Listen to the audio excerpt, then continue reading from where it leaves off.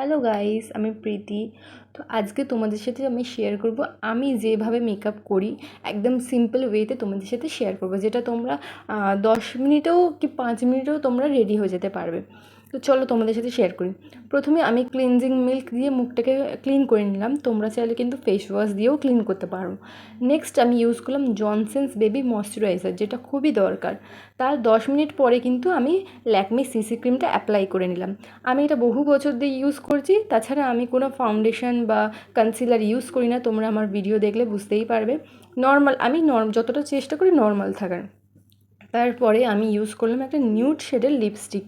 Finally আমার লুকটা দেখো। এখনও কিন্তু মাস্কারা আমি অ্যাপ্লাই করিনি। আমি সব জায়গায় গেলে মাস্কারা ইউজ করি না, বাট কোনো অকেশন পারপাসে গেলে তখনই ইউজ করি। তো এইটা আমার এই মাস্কারাটা ছিল আমার ল্যাকমি। এটা অতটাও খাস না, বাট আমি কিনেছি বলে ইউজ করে নিচ্ছি। তো এইটা আমার ফাইনাল লুক। কেমন লাগছে আমাকে অবশ্যই জানাবে। টাটা।